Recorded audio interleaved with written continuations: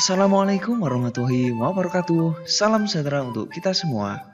Halo anak-anak, apa kabarnya? Semoga anak-anak dalam keadaan sehat, Pak Guru juga sehat. Amin. Baik anak-anak, hari ini berjumpa lagi dengan Pak Guru di mata pelajaran PCUK ya. Pada pertemuan ini, kita akan belajar materi tentang pemeliharaan diri dan orang lain dari penyakit. Tapi sebelum itu anak-anak, ayo kita berdoa dulu ya agar diberi kelancaran dan manfaat pada pembelajaran kita hari ini. Berdoa mulai. Selesai.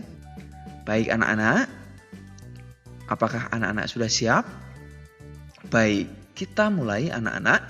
Pertama ada penyakit menular. Tubuh sehat dan bugar menjadi keinginan setiap orang, bukan? Ya, anak-anak tentu ingin badannya selalu sehat dan bugar ya. Nah, ayo. Bisa anak-anak lihat di sini. Ya, jika kita berada pada posisi atau tubuh yang sehat dan bugar, kita bisa melakukan segala hal kegiatan dengan maksimal atau dengan baik. Ada kalanya kita juga mengalami sakit.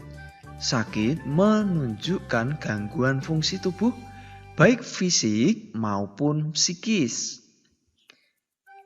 Nah, sakit adalah suatu kondisi tubuh atau sebagian organ tubuh yang fungsinya terganggu. Lalu, orang mungkin sakit karena terjangkit penyakit tertentu. Nah, anak-anak, Pak Guru mau tanya, anak-anak, apakah pernah sakit dan izin sekolah? Ayo silahkan jawab di kolom komentar ya. Pernah atau tidak sakit sampai anak-anak tidak bisa masuk sekolah dan tidak bisa bertemu dengan teman-temannya ketika belajar di sekolah. Sudah anak-anak? Baik, selanjutnya anak-anak berkaitan dengan pengertian penyakit menular. Nah, apa yang dimaksud dengan penyakit menular anak-anak? Pembahasan penyakit menular ini tercantum dalam Peraturan Menteri Kesehatan Nomor 82 Tahun 2014 tentang penanggulangan penyakit menular, yakni Pasal 1 Ayat 1. Nah, penyakit menular ini merupakan penyakit yang menular kepada manusia yang disebabkan agen biologi seperti virus, bakteri, jamur, dan parasit. Bisa anak-anak lihat di sini, ini sebuah gambaran atau ilustrasi tentang virus, bakteri, jamur, ataupun parasit. Ya. Nah, macam-macam dari penyakit menular ini ada banyak sekali anak-anak. Nah, dari Peraturan Menteri Kesehatan Nomor 82 Tahun 2014 tentang penanggulangan penyakit menular Pasal 4, penularan penyakit disebabkan oleh penyakit menular langsung serta penyakit menular vektor dan binatang pembawa penyakit ya. Jadi ini langsung dari pemerintah anak-anak. Ada peraturan menteri yang menjelaskannya. Kemudian penyakit menular vektor itu apa? Yaitu penyakit yang ditularkan oleh serangga, misalnya adalah nyamuk. Anak-anak tentu pernah digigit nyamuk ya. Ya, nyamuk ini bisa menjadi salah satu penyakit yang menyebabkan atau disebabkan oleh nyamuk itu sendiri, yakni penyakit menular vektor. Selain nyamuk, terdapat binatang pembawa penyakit juga loh. Artinya, binatang yang tidak menyebabkan penyakit, tetapi mampu menyebarkan penyakit. Contohnya ada burung, anjing, dan tikus. Nah, daftar penyakit menular, anak-anak bisa simak di sini, mulai dari difteri, tetanus, polio, campak, tifoid, kolera, rubella, influenza, meningitis, tuberkulosis, hepatitis, dan infeksi saluran pencernaan. Nah, pada penyakit menular melalui vektor dan binatang pembawa penyakit, ada seperti malaria, demam berdarah, chikungunya, rabies, pes, toxoplasma, leptospirosis, flu burung, atau avian influenza. Berikutnya anak-anak, ada penyakit tidak menular. Nah, pengertian dari penyakit tidak menular ini yaitu merupakan penyakit yang bukan disebabkan kuman atau virus serta tidak ditularkan kepada orang lain. Ya, penyakit tidak menular ini disingkat juga dengan PTM ya. Nah, apa faktor penyebab seseorang menderita penyakit tidak menular ini? Nah, bisa jadi orang tersebut memiliki pola hidup tidak sehat. Nah, di sini gambarannya adalah ada seseorang yang berusaha melindungi dirinya dari serangan atau virus yang akan mengganggu karena pola hidup yang tidak sehat. Nah, anak-anak sekalian, terlalu banyak mengonsumsi makanan cepat saji merupakan kebiasaan hidup tidak sehat. Anak-anak bisa lihat di sini, ini adalah sebuah makanan yang sangat enak sekali. Namun jika kita terlalu banyak memakan makanan yang ini, yang cepat saji, contohnya ada kentang goreng, hamburger, mungkin ada juga ayam goreng dan lain sebagainya, itu bisa menjadikan hidup kita tidak sehat ya. Nah, makanan tersebut tinggi kalori tapi rendah kandungan gizinya. Pola makan ini juga memperbesar risiko munculnya berbagai penyakit, di antaranya penyakit jantung, diabetes atau kencing manis, dan tingginya kolesterol. Penyakit ini tidak dapat menular anak-anak, tetapi berbahaya bagi diri kita sendiri jika kita memiliki penyakit atau salah satu penyakit tidak menular yang Pak Guru jelaskan tadi.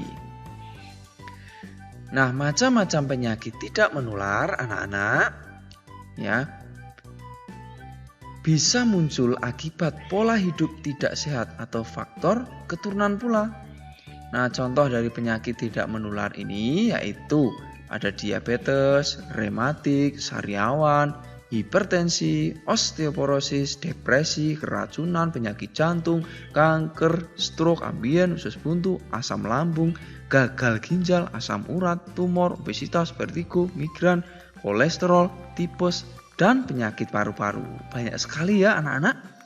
Nah, itu. Jadi anak-anak harus berusaha membiasakan diri hidup sehat agar anak-anak dan kita semua terhindar dari penyakit, khususnya penyakit tidak menular ini. Nah, sekarang anak-anak, bagaimana cara kita melindungi diri dari penyakit? Nah, cara melindungi diri dari penyakit, pertama, anak-anak harus melihat dulu ya, amati lingkungan sekitar anak-anak coba sekarang, baik lingkungan rumah maupun sekolah. Bagaimana kondisinya? Bersih atau kotor? Ayo jawab jujur di kolom komentar ya. Ayo, bersih atau kotor lingkungan rumah ataupun lingkungan sekolah kita? Sudah? Ya. Lingkungan kotor ini penyebab penularan penyakit anak-anak.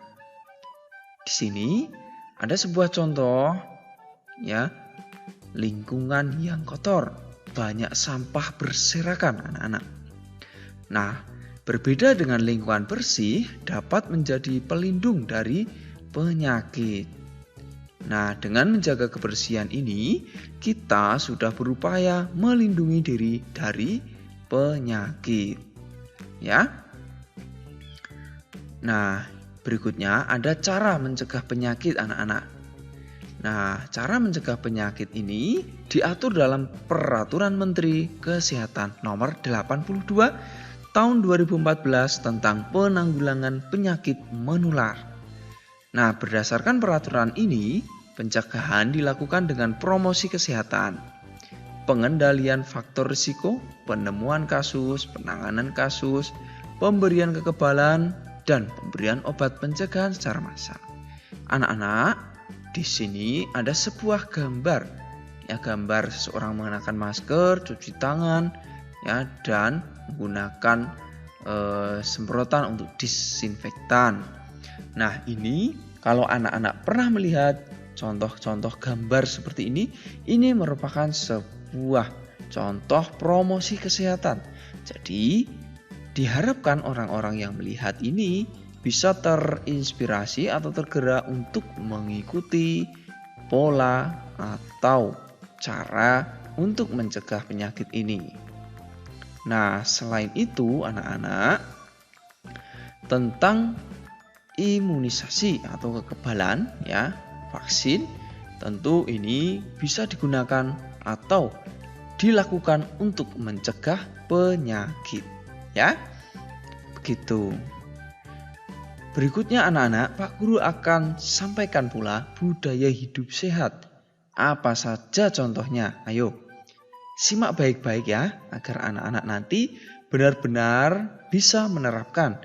Pertama, anak-anak perlu mencuci tangan menggunakan sabun cuci tangan. Jadi, mencuci tangan harus menggunakan sabun. Ya, kalau anak-anak mencuci tangan dengan air saja, itu masih kurang sehat atau kurang bersih nanti. Nah, berikutnya anak-anak perlu membasmi jentik-jentik nyamuk. Nah, jentik-jentik nyamuk ini biasanya akan sering anak-anak jumpai di tempat air tergenang. Ya, tergenang yang lama. Misal ada kaleng-kaleng bekas yang berada di halaman sekitar yang ada airnya, di situ biasanya banyak jentik-jentik nyamuk.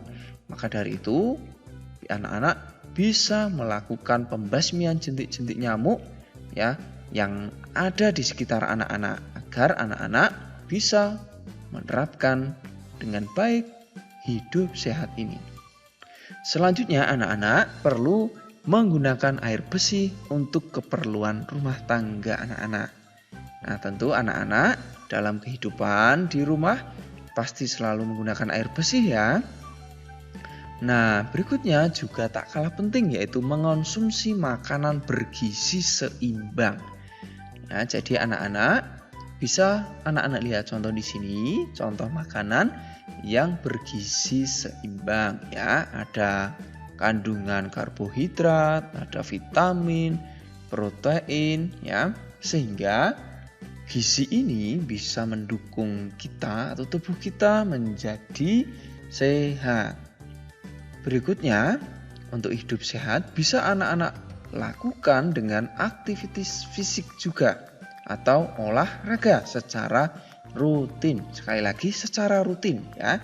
Jadi olahraga ini harus dilakukan ya paling tidak seminggu bisa 3 kali ya anak-anak. Nah, kalau di sekolah anak-anak kan 1 kali ya dalam 1 minggu. Nah, di rumah tentu anak-anak perlu melakukan olahraga di rumah ya. Nah, mungkin bisa setiap sore atau setiap pagi dengan atau bersama dengan keluarga agar hidup sehat bisa senantiasa dilakukan anak-anak di rumah. Selanjutnya anak-anak juga perlu menggunakan jamban sehat ya. Jadi buang air besar, buang air kecil di tempatnya karena ini bisa mengurangi risiko atau penularan dari penyakit. Ya, jadi budaya hidup bersih dan sehat ini benar-benar nanti anak-anak harus mencobanya dan menerapkan ya. Selanjutnya anak-anak juga perlu menjaga dan memperhatikan kesehatan organ reproduksi. Ya. Kemudian mengupayakan kondisi lingkungan yang sehat. Kondisi lingkungan yang sehat ini ya tentu lingkungan yang bersih ya, sekitar rumah anak-anak bersih ya, buang sampah di tempatnya ya, ada tanaman hijau sehingga lingkungan anak-anak terasa segar, hijau, nyaman dan sehat. Yang berikut, anak-anak harus mandi secara teratur ya. Setiap hari paling tidak 2 kali. Ya bisa pagi dan sore gitu ya anak-anak. Kita akhiri pembelajaran kita dengan berdoa. Mari kita berdoa. Berdoa mulai. Selesai. Sampai jumpa anak-anak di pembelajaran selanjutnya. Tetap semangat belajar bersama Pak Guru di sini. Assalamualaikum warahmatullahi wabarakatuh.